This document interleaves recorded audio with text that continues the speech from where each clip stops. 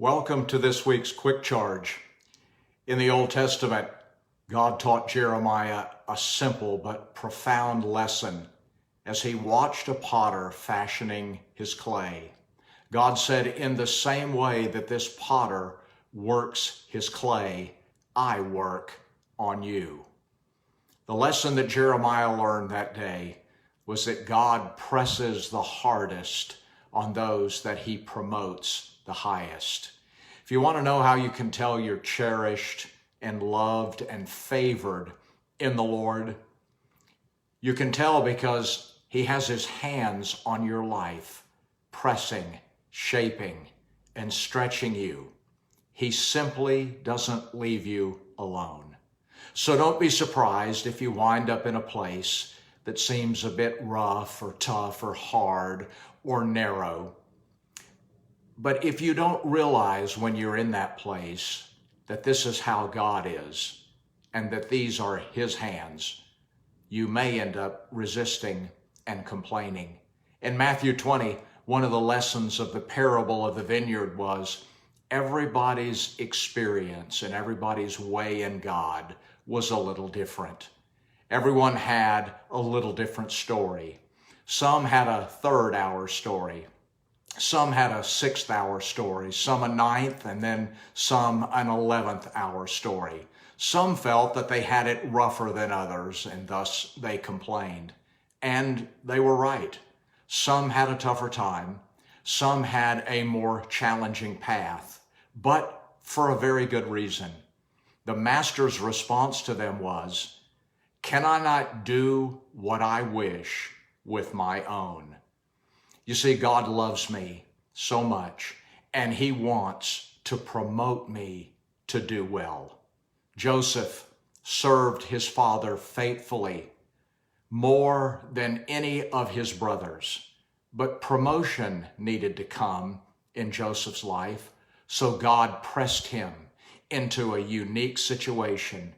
He became enslaved to some Midianite traders, and then ultimately to the Egyptian equivalent of the KGB. Not easy, not very nice, much tougher than what his brothers went through. He endured what they never saw. But Joseph was earmarked for great promotion. He was to be over a vast storehouse. In fact, he was to become a storehouse, to feed and help and rescue others, to have a legacy of greatness.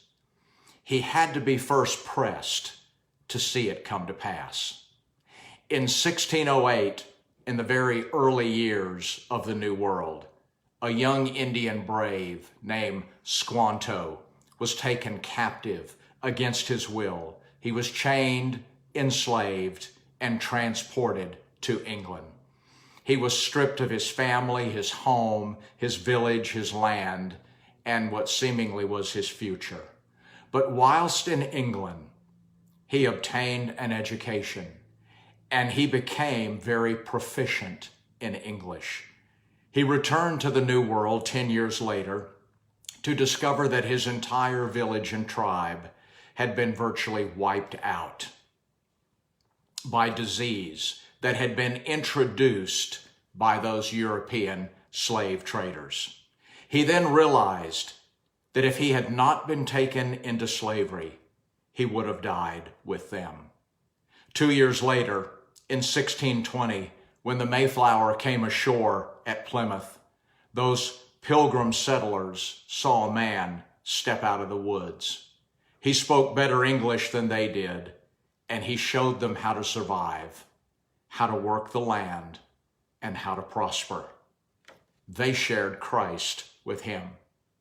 He became God's answer for their future.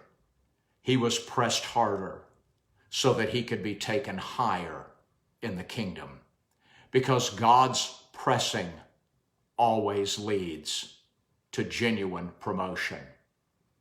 A lesson and a promise. Are you prepared to let God promote you?